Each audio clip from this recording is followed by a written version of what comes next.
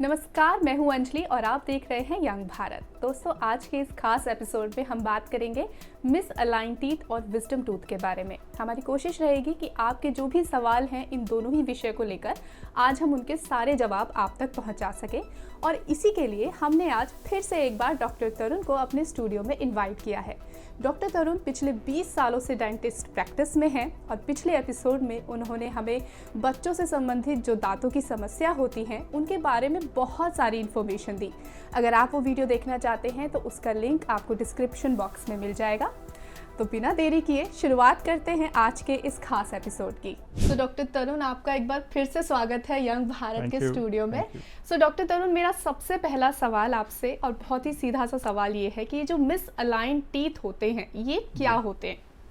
Miss align teeth जिसको हम हिंदी में आड़े तिरछे दांत कह सकते हैं और बहुत कॉमन प्रॉब्लम है, टीनेजर्स में काफ़ी हद तक ये देखी जाती है और इसके बहुत सारे रीजंस हैं मिस अलाइन टीथ के जो रूल आउट होने ज़रूरी हैं और फिर इसका सब्सिक्वेंट ट्रीटमेंट होना बहुत ज़रूरी है। बट जैसे हम देखते हैं कि यंगस्टर्स में या फिर बच्चों में जो भी मिस अलाइन टीथ होते हैं, अगर हम देखें तो आप कौन कौन सी कैटेगरीज या किस किस टाइप के हैं जो आप कहेंगे कि ये मिस अलाइन टीथ की कैटेगरी में आते हैं?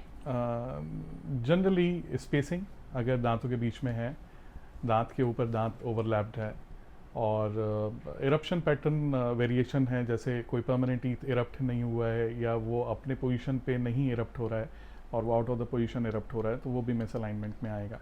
ऑक्लूजल डिस्क्रिपेंसी जिसमें हमारा जो मोलर है वो नीचे वाले मोलर, अपर मोलर नीचे वाले मोलर के साथ कोइंसाइड नहीं कर रहा है और क्रॉस बाइट्स में है, डीप बाइट्स में है, ओवरजेट ज़्यादा है, तो ये सब चीज़ें जो हैं वो मिस अलाइन टीथ में आती हैं। ठीक है, अगर ये जो आपने अभी 3 शब्द लिए, क्रॉस बाइट और ओवर बाइट, इनको अगर आप थोड़ा आसान भाषा में समझाना चाहें ताकि जो हमारे दर्शक हैं देख रहे हैं उनको समझ में आ जाए कि मैं किस कैटेगरी में आता हूँ मिस अलाइन टीथ की। ठीक है, सो जो क्रॉस बाइट है, क्रॉस बाइट का मतलब ये है कि नेचर ने हमें एक बाइट प्रोवाइड करी है जिसमें हमारे जो अपर टीथ हैं ये ओवरलैप करते हैं लोअर टीथ को। इसका अगर रिवर्स हो जाए उसको क्रॉस बाइट कहते हैं। ओके। और जो डिस्टेंस है, डीप बाइट का मतलब ये है कि जो जब हम टीथ को क्लोज करते हैं तो एक नॉर्मल डिस्टेंस रहता है जिसमें हमारे टीथ फ्रंट वाले ओवरलैप करते हैं नीचे वाले टीथ को और उसका जो डिस्टेंस है वो करीबन 2 to 3 मिलीमीटर्स होता है। बट अगर इससे ज़्यादा डिस्टेंस हो जाए और नीचे वाला टीथ जो है वो काफ़ी डीप जाकर बाइट होना शुरू हो जाए and it is hitting the upper teeth gum from the inner side, that is known as a deep bite. Okay, so doctor Tarun, ये जो मिस अलाइन टीथ हैं इसका कारण क्या है? क्यों हो जाता है ये बच्चों को या फिर टीनेज को या फिर किसी भी उम्र में ये जो मिस अलाइन टीथ की प्रॉब्लम है इसका कारण क्या है? मिस अलाइनमेंट बहुत सारे रीजंस की वजह से होता है, बट जो प्राइमरी रीजंस हैं जेनेटिक हो सकते हैं बिकॉज पेरेंट्स से ऑफ स्प्रिंग्स पे आएगा ही। दूसरा होता है कि आपका इरप्शन पैटर्न डिले है। समटाइम्स क्या होता है कि बच्चे जो हैं वो मिल्क टूथ एक्सफोलिएट नहीं हो पाता या वो उसको बहुत लंबे समय तक डिले करते हैं और जो परमानेंट टीथ है वो इरप्ट हो जाता है तो वो अपनी पोजीशन ऑल्टर कर देते हैं। तीसरा कारण ये होता है कि हमारे पास जो जॉ साइज है वो लिमिटेड है बट जो टीथ की जो विड्थ है वो ज़्यादा है। तो देन टू एक्मोडेट दोस टीथ वो नेचर बाय डिफॉल्ट उनको ओवरलैप करना शुरू कर देती है, जिन्हें क्राउडेड टीथ भी हम समझ सकते हैं कि कारण है। हाँ जी, तो ये सब चीज़ें होती हैं और इससे कुछ प्रॉब्लम्स जनरेट हो जाती हैं। जैसे मिस अलाइनमेंट अगर हो तो आपको च्यू करने में दिक्कत होगा, आपको स्पीच फोनेटिक्स में दिक्कत आनी शुरू हो जाएगी और ग्राइंडिंग प्रॉब्लम शुरू हो जाती है, ब्रक्सिज्म शुरू हो जाता है जिससे रिलेशन में फिर TMJ डिसफंक्शनिंग शुरू होती है, स्ट्रेस बढ़ता है, हेडेक आता है, तो ये सब चीज़ें इससे रिलेटेड होती हैं। अच्छा डॉक्टर, अभी आपने बताया कि जैसे मिस अलाइनमेंट टीथ अगर किसी को है तो उससे दिक्कतें क्या क्या होती हैं, जैसे आपने 2-4 चीज़ें, तो इसको थोड़ा हम डिटेल में समझने की कोशिश करते हैं। ज़्यादातर क्या होता है कि मिस अलाइनमेंट जो टीथ होते हैं इनको हम सीधे सीधे समझते हैं कि कॉस्मेटिक इशू है। लोग ये समझते हैं कि हम दिखने में अच्छे नहीं लग रहे या फिर हमारे जो दांत हैं वो दिखने में अच्छे नहीं लग रहे, तो जाकर हम डॉक्टर से ठीक करा लेते हैं। जिनको इस समस्या के बारे में नहीं पता वो ज़्यादातर ऐसे ही सोचते हैं, मगर जिनको सच में ये दिक्कत है उनको, जैसे अभी आपने 2-4 चीज़ें बताई, उनको इस दिक्कतों का सामना करना पड़ता है। तो मेरी आपसे गुजारिश है कि इनके बारे में भी आप थोड़ा डिटेल में हमें बताइए। जैसे स्पीच ऑल्ट्रेशंस के बारे में बात करें, अगर हमारे टीथ टंग को स्पेस ही नहीं देंगे और इतने ज़्यादा क्राउडेड होंगे तो हमारे जो साउंड्स हैं, जो वोवल साउंड्स हैं जी। या जो वर्ड्स हैं, वो उतने क्लियर नहीं निकलेंगे, तो ये एक प्रॉब्लम क्रिएट कर देता है। दूसरा, हमारा जैसे molar to molar joint relation जो है, जी। जिसमें हम लोग बाइटिंग करते हैं, अगर वो ऑल्टर है तो फिर हमारा एक्स्ट्रा फोर्स ऑन मोलर्स लगना शुरू होता है, जिसकी वजह से हमारे को बाइट करने में थोड़ा इश्यूज क्रिएट होते हैं, और हमारी एक्सेसिव बाइटिंग प्रेशर से हमारे मोलर्स ग्राइंड होते हैं बिकॉज ऑफ मिसअलाइनमेंट।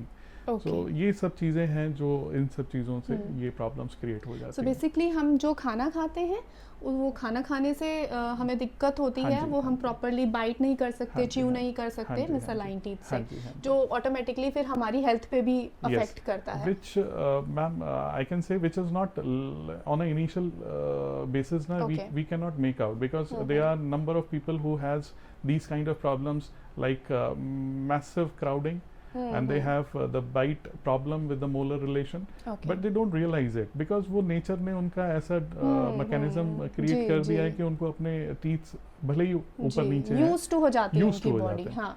तो बट लेटर ऑन वो चीज़ें काउंटरएक्ट करती हैं कि जब हम 45 क्रॉस करते हैं तो देन वी रियलाइज कि यार हमारा ना एनामल वॉर्न आउट हो गया है, Okay. एट्रीजन हो गया हमारे टीथ में, जी। हमारा जो है स्ट्रेस लेवल ऑफ बाइट की वजह से टीएमजे पे स्ट्रेस लेवल बढ़ गया है, जी। हमारी डिसफंक्शनिंग हो गई है टीएमजे की। सो ये सब चीज़ें हमें लेटर ऑन पता चलती हैं, इनिशियली नहीं पता चलती इतनी। और क्या इसमें कुछ पेन भी होता है? मतलब पेन अगर होता है तो वो किस टाइप का उनको जो है, मिसअलाइनमेंट की वजह से। हाँ जी, मिसअलाइनमेंट की वजह से कुछ गम डिजीज वगैरह हो सकती हैं, या फिर कुछ और टाइप का पेन उनको जॉ में, या फिर किसी भी टाइप का जो कुछ पेन आपने देखिए, नोटिस किया हो जो पेशेंट आपके पास गम बताते हैं। प्रॉब्लम्स होती हैं जी, मैम, बिकॉज आपके जब टीथ क्राउडिंग होंगे जी। सो प्रॉब्लम ये आएगी कि आप ब्रशिंग अच्छे से नहीं कर पाएंगे। जी। सो अलाइन टीथ को ब्रश करना, उसको मेंटेन करना इज फार बेटर, इजी होता है। और मिसअलाइन टीथ को थोड़ा सा ब्रश करने में इश्यूज आते हैं, स्टक फूड रह जाता है और फिर वो गम डिसीज कन्वर्ट कराता है। जी। दूसरा जो आपने हमसे क्वेश्चन पूछा कि ये आगे चल के क्या प्रॉब्लम्स कॉज करते हैं, जैसे टीएमजे का मैंने आपको बताया कि टीएमजे का डिसफंक्शनिंग तो होता ही इसको है। टीएमजे को थोड़ा सा आप TMJ एक्सप्लेन, मैम, सिंप्लीफिकेशन करके थोड़ा सा बताइए। टीएमजे बेसिकली टेम्पोरोमैंडिबुलर जॉइंट है। हमारा जो लोअर जॉ है वो ही सिर्फ मूव करता है, the upper jaw is fixed with the skull. So इसको मूव कराने के लिए नेचर ने बाय डिफॉल्ट 2 जॉइंट्स दिए हैं on each side, right and left, जो साइमल्टेनियसली जो है मूव करते हैं and it functions for the bite. तो उसका डिसफंक्शनिंग शुरू हो जाता है अगर हमारा मिसअलाइनमेंट हो जाए और हमारे को बाइट प्रेशर में ऑल्ट्रेशंस आनी शुरू हो जाएं, तो उसके जॉइंट्स घिसने शुरू हो जाते हैं, which later on turn on to pain. Okay, तो अगर हम ट्रीटमेंट की बात करें कि मिसअलाइंड टीथ का कौन कौन सा ट्रीटमेंट अवेलेबल है? कन्वेंशनल टेक्निक अगर बोलें तो ब्रेसेस, ओके, और जो लेटेस्ट टेक्नोलॉजी है वो अलाइनर्स। तो दोनों में डिफरेंस क्या है और कौन यूज कर सकता है ब्रेसेस और अलाइनर्स? देखिए, ब्रेसेस टेस्टेड ट्रीटमेंट है और कई दशकों से हम मिसअलाइन टीथ को ब्रेसेस से हम लोग करेक्ट कर रहे हैं, और ये बहुत तरीके के आते हैं। अब तो टेक्नोलॉजी और एडवांसमेंट्स इतनी हो गई हैं कि ब्रेसेस के आप जो प्रेशर लगाते हैं टू करेक्ट द टीथ वो भी आप कंट्रोल कर सकते हो। जो अलाइनर्स हैं वो बहुत लेटेस्ट टेक्नोलॉजी है, और इस टेक्नोलॉजी का बेनिफिट यंगस्टर्स बहुत उठाते हैं। इसका सबसे बड़ा बेनिफिट जो मुझे लगता है वो ये है कि हम अलाइनर्स के लिए जब भी हम प्रोसीड करते हैं तो we get the end result at the same time. आपके पास ऐसा सॉफ्टवेयर होता है जिसके थ्रू आप उसका एंड रिजल्ट जो आप आफ्टर करेक्शंस नोटिस करेंगे वो आप तुरंत आपको पता चल जाता है कि आप जब उसको अलाइन करके फाइनल कि बाद में जब हम ठीक होंगे तो कैसे लगेंगे जो आएगा वो अच्छा आपको पता चल जाता है, which is not possible with the conventional braces. उसके लिए आपको थोड़ा वेट करना पड़ता है। अच्छा, तो इसके अलावा भी कोई ट्रीटमेंट ऑप्शंस हैं ब्रेसेस और अलाइनर्स के अलावा?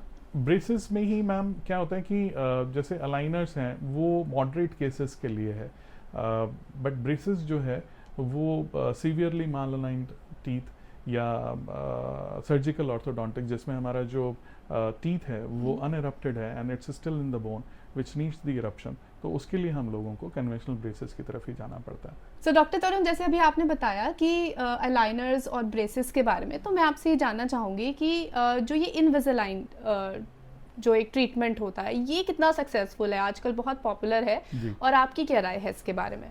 इनविजिलाइन और अलाइनर्स दोनों एक ही चीज़ हैं, और इनविजिलाइन ट्रीटमेंट और ब्रेसेस ट्रीटमेंट का सक्सेस रेट सेम है, बट कंडीशंस टू अप्लाइड है। जैसे इनविजिलाइंस मैंने आपको बताया कि वो मॉडरेट केसेस के लिए बेस्ट है। इनविजिलाइन का result as per braces treatment के रिजल्ट जितना ही अच्छा होता है, बट अच्छी बात ये होती है इनविजिलाइन की कि आपको एंड रिजल्ट आपको पता होता है कि आपको क्या अचीव करना है। कैलकुलेटेड मोशंस में आपके टीथ मूवमेंट्स होते हैं, कंफर्ट जोन रहता है पेशेंट का। और कई बार जैसे पेशेंट आता है कि यार हम ना ब्रेसेस पहनेंगे सर, और हमें ये रिस्ट्रिक्शंस फॉलो करने पड़ेंगे, हमारे जो ब्रेसेस हैं क्या हमारे इनर लिप को हर्ट करेंगे, क्या ब्रेसेस में बहुत पेन होता है सर, जब आप वायर टाइट करोगे तो क्या हम उसको एकोमोडेट कर पाएंगे, फूड लॉजमेंट, हाँ food lodgement, maintenance, hygiene maintenance का भी एक फैक्टर रहता है, which all factors can be rule out with the aligners.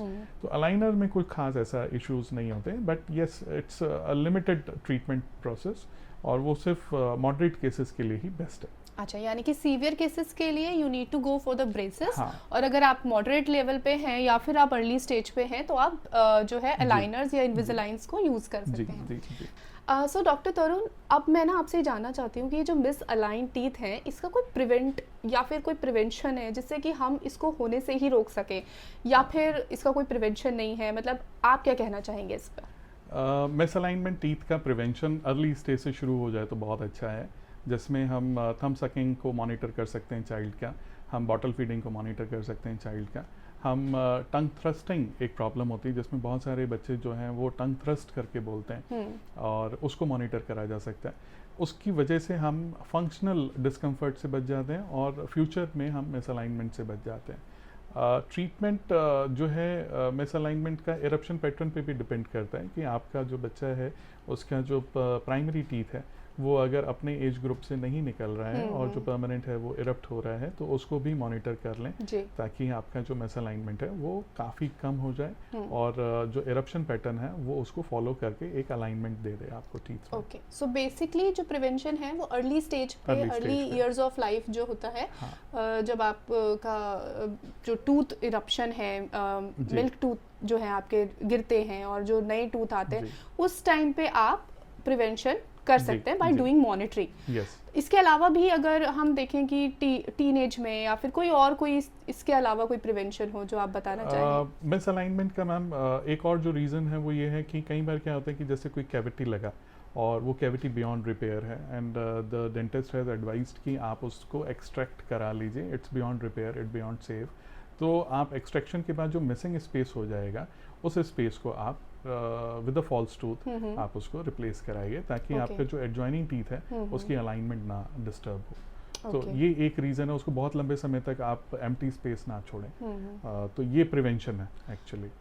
Okay, so doctor तरुण, अब प्रिवेंशन के बाद ना सबसे बड़ा जो सवाल आता है लोगों के दिमाग में वो ये आता है कि अगर हम ट्रीटमेंट कराते हैं मिसअलाइन टीथ का, तो इस ट्रीटमेंट में समय कितना लगता है, कितना टाइम उनको लगता है फिर से अपने मन चाहे जैसे वो चाहते हैं दांत पाने के लिए? जी, generally 1 year 1.5 year is a time frame for the braces, और ये स्लो प्रोसेस है, ये काफ़ी स्लो प्रोसेस है, एंड सब्सिक्वेंटली हम लोग उसको जब हम रीटाइटनिंग करते हैं वायर्स को तो धीरे धीरे मूवमेंट्स आती हैं। It's not a night job कि आपने आज लगाया एंड अगले दिन जो है वो अलाइनमेंट आ जाएगा। It's a very slow process, और हमें ग्रोथ के हिसाब से चलना होता है कि जैसे जैसे बच्चे का डेवलपमेंट हो रहा है उस हिसाब से हमें उसका करेक्शंस देना होता है। ये जो ट्रीटमेंट में टाइम लगता है वो ब्रेसेस और अलाइनर्स और इनविजिलाइंस जो हमने अभी डिस्कस किए थे थोड़ी देर पहले, ट्रीटमेंट ऑप्शंस, सभी में सेम टाइम लगता है ट्रीटमेंट में, या फिर इन सबका कुछ अलग अलग टाइम पीरियड है? इसके बारे में कुछ बताइए। देखिए, जो ब्रेसेस हैं वो तो कन्वेंशनल मेथड है, जिसमें डॉक्टर के स्किल्स के ऊपर काफ़ी कुछ निर्भर करता है, और ऑर्थोडोंटिस्ट इस चीज़ को ज़्यादा बेहतर जानते हैं कि हमें जो मूवमेंट्स देनी है, हमारे को जो करेक्शंस करने हैं वो किस स्पीड से करने हैं, हमारे को बच्चे के ग्रोथ के फैक्टर्स मॉनिटर करने हैं, उसके प्यूबर्टी फैक्टर्स मॉनिटर करने हैं, और उसके अकॉर्डिंगली वो अलाइनमेंट करता है। जो अलाइनर्स हैं बेसिकली एक कंप्यूटराइज टेक्निक है, उस टेक्निक के थ्रू जब हम उसके सॉफ्टवेयर में उसको रन करते हैं तो सॉफ्टवेयर हमें बताता है कि ये जो पर्टिकुलर ट्रीटमेंट है या जो अलाइनमेंट है ये हमारे 4 months में हो जाएगी, 4 weeks में हो जाएगी। सो अगर हम एक टाइम ड्यूरेशन की बात करते हैं तो हम एग्जैक्ट ये कह सकते हैं कि अलाइनर्स में हमें पता चल जाता है कि this is a time frame जिसमें ब्रेसेस में हमें ये होता है कि हम उसको अपने अकॉर्डिंगली मॉनिटर कर सकते हैं, मॉड्यूलेट कर सकते हैं, ओके। डिपेंडिंग अपॉन कि बच्चे का क्राउडिंग कैसा है। अच्छा अच्छा, ये भी बताइए जैसे डॉक्टर तरुण कि जो मार्केट में आजकल बहुत सारे इनविजिलाइंस अवेलेबल हैं, जी। तो आपकी क्या राय है उनके बारे में कि वो हमें यूज़ करने चाहिए या जी। फिर अगर नहीं करने चाहिए तो क्यों नहीं करने चाहिए? आपकी क्या राय है इसके बारे में? देखिए, मेरा ऐसा मानना है कि कोई भी ट्रीटमेंट, चाहे आप एक माइनर ट्रीटमेंट लें या आप एक मेजर ट्रीटमेंट लें, वो डॉक्टर के सुपरविजन में हो तो बेटर है। आप घर पे बैठ के अलाइनमेंट्स कराना चाहते हैं, that is up to you, but वो मॉनिटरिंग नहीं हो पाती। जो एक डेंटिस्ट के पास जाके, ऑर्थोडोंटिस्ट के पास जाके जो मॉनिटरिंग हो जाती है, वो नहीं हो पाती। फिर कई बार क्या होता है कि बच्चों ने अलाइनर्स मंगा लिए हैं, बच्चे पहन रहे हैं, बट उनको कुछ प्रॉब्लम्स हैं। अब वो प्रॉब्लम्स जो हैं, वो प्रॉब्लम सॉल्व तो डॉक्टर ही करेगा, ऑर्थोडोंटिस्ट ही करेगा। तो उनकी जो छोटी छोटी क्वेरीज होती हैं कि सर हम ऐसा, इसको कितने घंटे हमें पहनना है, सर हम इसको निकाल के उसकी मेंटेनेंस कैसे होगी, क्या ये रीयूजेबल है, अगर हम ट्रीटमेंट ख़त्म हो जाता है हमारे को तो क्या हम इसको दोबारा से रीयूज़ कर सकते हैं।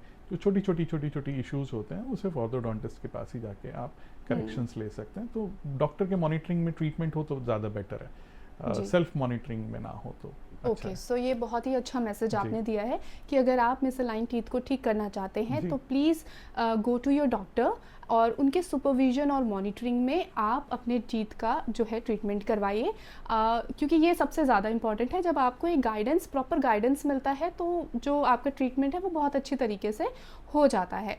तो डॉक्टर तरुण, अब ना एक ऐसी प्रॉब्लम है जो ज़्यादातर टीनेज को स्पेशली या फिर आफ्टर 20 या 18 to 20 ईयर्स पे जो है बहुत ज़्यादा फेस करनी पड़ती है लोगों को, तो वो है विजडम टूथ। तो अब इसको बहुत आसानी से और सीधी सी भाषा में अगर मैं आपसे पूछूं कि विजडम टूथ जो है ये बहुत लोगों को प्रॉब्लम होती है, बट ये होता क्या है ये विजडम टूथ?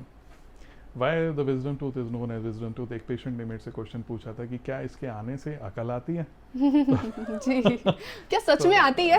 आप आज इस बात का खुलासा कर दीजिए। तो मेरा ये मानना है कि मैंने उनको ये बोला था कि विजडम टूथ एक एज के बाद आएगा जी। और तब तक आपके ब्रेन्स के न्यूरॉन्स वगैरह सब डेवलप हो चुके होंगे और आप एक व्यक्स हो चुके होंगे, तो उसमें हम ये कह सकते हैं कि हाँ, विजडम आ जाती है जी। और हमारा वोटिंग आईडी भी बन जाता है उससे। विजडम टूथ इरप्शन पैटर्न जो है वो 18 ईयर से शुरू होता है and it completed in 25 of the age. Wisdom tooth हमारा एक लास्ट सेट ऑफ टीथ है जो इरप्शन पैटर्न में आता है। और इसकी मिसअलाइनमेंट बहुत कॉमन प्रॉब्लम है जो आजकल टीनेजर्स में या लोगों में देखी जाती है। पहले भी होती थी, बट अब क्योंकि जागरूकता ज़्यादा आ गई है तो then they are more concern about it.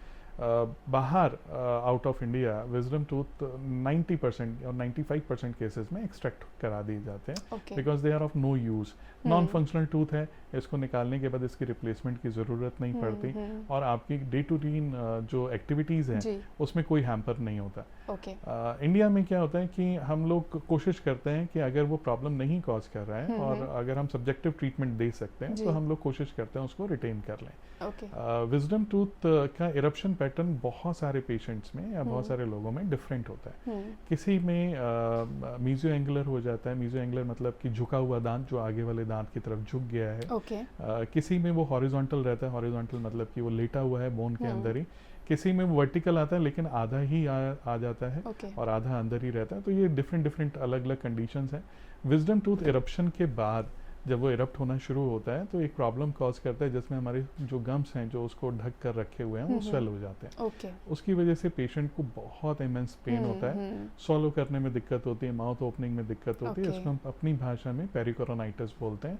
ये एक्यूट इन्फेक्शंस में आता है और ऐसे केसेस में हम जनरली कोशिश ये करते हैं कि विजडम टूथ को एक्सट्रैक्ट कर दें। तो ठीक है, जैसे डॉक्टर तरुण अभी आपने बताया कि यही कारण है जो कि पेन को बढ़ा देते हैं। विजडम टूथ का जो भी पेन का रीज़न होता है वो अभी आपने 2-3 कारण बताए। तो ये जो विजडम टूथ है एक्चुअली में, तो ये सभी को ही दिक्कत करता है, ये सबके साथ ही होता है या फिर कुछ लोग ऐसे हैं जिसको विजडम टूथ आता ही नहीं है? ऐसे भी कुछ केसेस होते हैं?